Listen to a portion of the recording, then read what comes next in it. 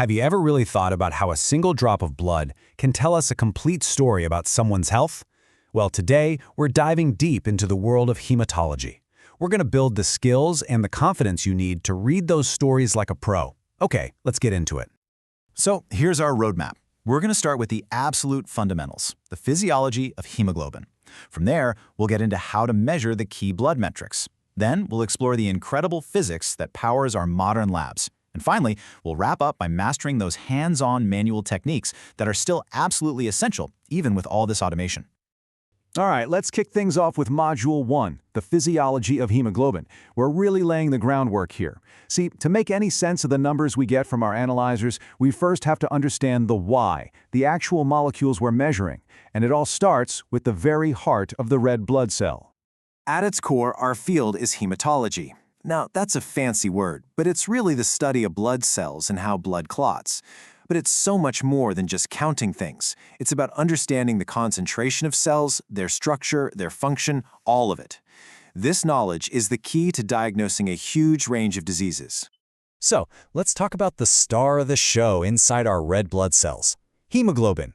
This is the main vehicle for getting oxygen to our tissues and carbon dioxide out, and its capacity is just mind-blowing. Think about it. The average adult has around 600 grams of hemoglobin. That's enough to carry over 800 milliliters of pure oxygen. And it's all thanks to its brilliant structure. 4 heme groups tucked inside 4 globin chains, perfectly engineered to grab onto oxygen. Now, for hemoglobin to actually work, its iron has to be in exactly the right chemical state. It's kind of like a key fitting into a lock. On the left, you've got your normal happy oxyhemoglobin. Its iron is in the ferrous or Fe2+ state. That's the correct key that can easily bind and then release oxygen. But if that iron gets oxidized to the ferric or Fe3+ state, you get methemoglobin. The key is now bent. It no longer fits the lock, and that molecule's ability to carry oxygen is gone. Kaput. And methemoglobin isn't the only bad actor we need to know about. There are 3 main dysfunctional types. You have methemoglobin, which gives blood a very distinct chocolate brown color, a huge clinical red flag. Then there's sulfhemoglobin, which is even scarier because that change is irreversible. It gives blood this weird mauve lavender color. And then, of course, there's carboxyhemoglobin from carbon monoxide poisoning. The bond it forms is over 200 times stronger than oxygen's, which is exactly why CO is so incredibly dangerous. Okay, before we move on, here is our first critical alert. Pay attention to this one. When we measure hemoglobin using light, anything that makes the sample cloudy or turbid can fool the instrument. It's like trying to see through a foggy window. Things like super high lipid levels or a massive white blood cell count can scatter the light and give you a falsely high hemoglobin reading. So you always have to be on the lookout for a turbid sample. All right, now that we've got a handle on the why of hemoglobin, let's move on to the what. In Module 2, we're going to learn how to actually measure the key blood metrics that give us that all-important snapshot of a patient's health. One of the most fundamental measurements we have is the hematocrit, which you'll also hear called the packed cell volume, or PCV. It's actually a beautifully simple concept. It's just the percentage of your blood volume that's made up of red blood cells. A low hematocrit can point towards anemia, while a high one might suggest something like polycythemia. It's one of the very first and most important clues we get. The classic manual way to do this is the micro method. You draw blood into a tiny little glass capillary tube, you seal one end with clay, and then you spin it down in a special centrifuge at incredibly high speeds. This force neatly separates the blood into its layers. You get a dense red layer of packed red cells at the bottom, a super thin, buffy coat of white cells and platelets, and then the clear yellowish plasma on top. The ratio of that red cell column to the total volume, that's your hematocrit. And this manual method perfectly illustrates 2 critical and totally opposite sources of error. If you have too much EDTA anticoagulant in your tube, it'll actually pull water out of the red cells, causing them to shrink. The result? A falsely low hematocrit. On the other hand, if you don't spin the tube long enough or fast enough, you'll get plasma trapped between the red cells. That artificially puffs up the column and gives you a falsely high result. See? 2 ways to be wrong. Now, beyond the basic counts, we have the erythrocyte indices. You can think of these as our diagnostic magnifying glasses, especially for figuring out what kind of anemia we're looking at. The MCV tells us the average size of the red cells. Are they small, normal, or large? The MCH tells us the average weight of hemoglobin in each cell. And the MCHC, that reveals the hemoglobin concentration within the cells.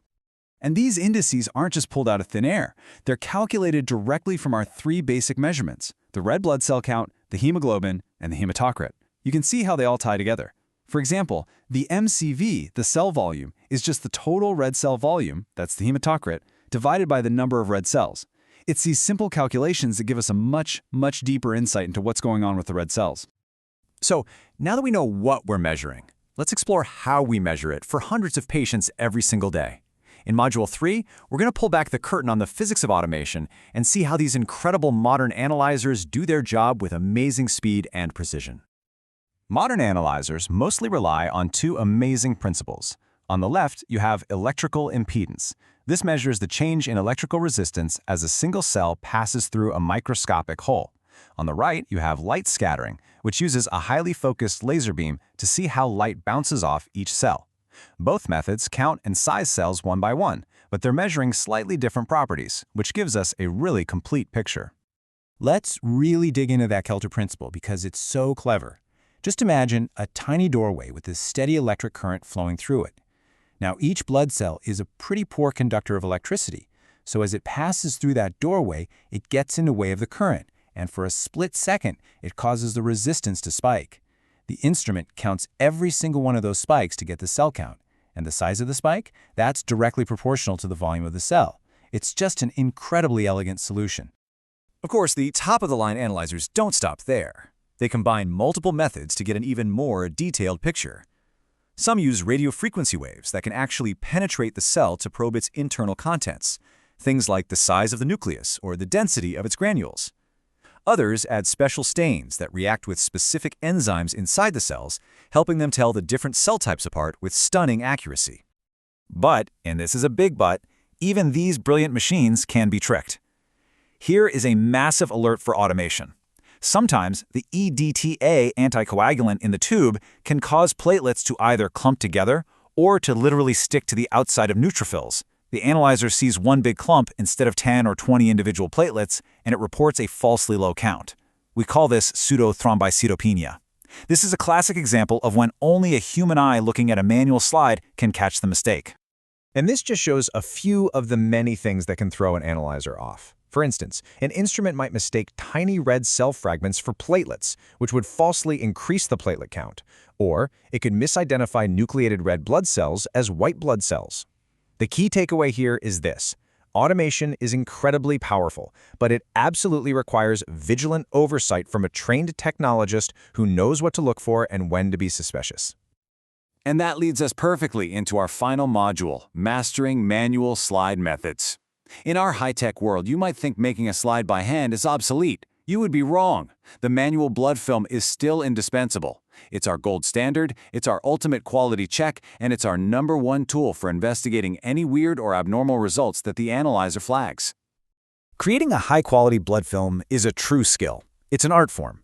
The wedge method is the most common technique, and getting it right is all in the details. You have to nail the angle of your spreader slide, usually somewhere between 30 and 45 degrees.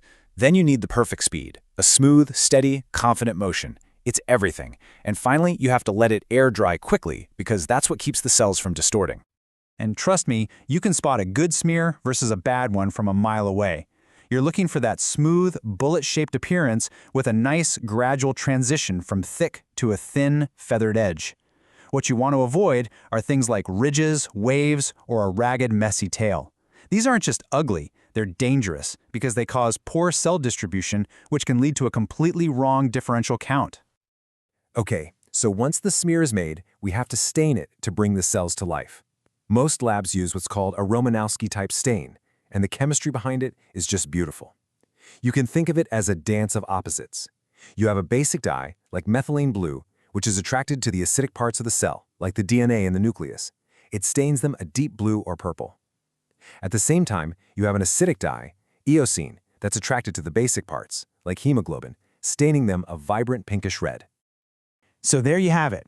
We've gone all the way from the function of a single molecule inside a red cell to the incredible physics of our analyzers and right back to the hands-on art of the blood film. All of these pieces have to work together to give us an accurate picture of our patient's health. And that brings me to a final question for you.